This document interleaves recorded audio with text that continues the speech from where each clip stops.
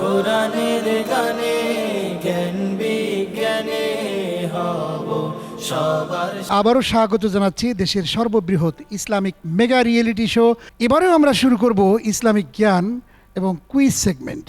আল্লাহ রব্বুল আলামিন তোমাকে দুনিয়াতে প্রেরণের পূর্বে কি প্রশ্ন করেছিলেন, তুমি কি জবাব দিয়েছিলে? আলাস্তু বিরব্বিকুম কয়ু বালা। আমাদেরকে প্রশ্ন করা হয়েছিল আমি কি তোমাদের প্রভু নই? তখন আমরা জবাব বলেছিলাম অবশ্যই সত্য, আপনি আমাদের প্রভু। তোমার উত্তর সঠিক।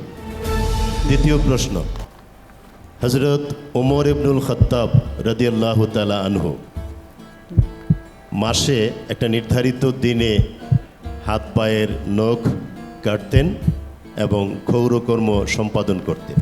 প্রশ্ন হলো কত তারিখ? 15 তারিখ প্রতি মাসে। 15 তারিখ। তোমার উত্তর দুটোই সঠিক, তোমাকে আন্তরিক মোবারকবাদ। প্রথম প্রশ্ন এরকম যে মুসা আলাইহিস সালাম বনি ইসরাইলকে বলেছিলেন তোমরা গিয়ে আমালেকাদের বিরুদ্ধে যুদ্ধ করো ফিলিস্তিনে। তারা বলেছিল যে হে মুসা, তুমি এবং তোমার রব গিয়ে যুদ্ধ করো, আমরা বসে থাকবো।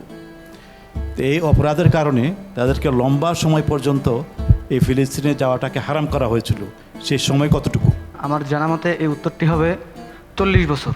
তো সঠিক হয়েছে, আলহামদুলিল্লাহ। পরের প্রশ্ন হলো যে রাসূল সাল্লাল্লাহু আলাইহি সাল্লাম বলেছেন যারা জ্ঞান অন্বেষণের পথে চলে আল্লাহ তাদের জন্য অন্য একটি পথ সহজ করে দেন। সেই পথটি কি? জি আলহামদুলিল্লাহ, এর উত্তরটি হবে জান্নাতের পথ সহজ করে দেন। উত্তর সঠিক হয়েছে, অনেক ধন্যবাদ। আলহামদুলিল্লাহ। কোন নবী আলাইহিসসালামের আমলে শয়তান ও শয়তানের অনুসারীরা জাদু চর্চা করত? মুসা আলাইহিসসালামের সময়ের। না, উত্তরটি সঠিক হয়নি, সুলাইমান আলাইহিসসালাম। দ্বিতীয় প্রশ্ন হলো রাসূলুল্লাহ সাল্লাল্লাহু আলাইহি সাল্লামের প্রসিদ্ধ নাম কতটি? 5টি।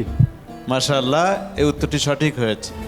এইচ.এম. বরকতুল্লাহ, আপনি যদি কিছু বলতেন আজকের এই প্রতিযোগিতা নিয়ে।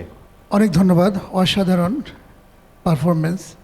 আসলে জ্ঞানের মহাসমুদ্র হচ্ছে মহাগ্রন্থ আল কোরআন, এবং আল কোরআনই হচ্ছে মানুষের জন্য হেদায়েতের একমাত্র গাইডলাইন। এখান থেকে যে প্রকৃত শিক্ষা সেটি হাদিস এবং অন্যান্য গ্রন্থ থেকে যেগুলি আপনারা বলছেন সেই পারফরমেন্সগুলো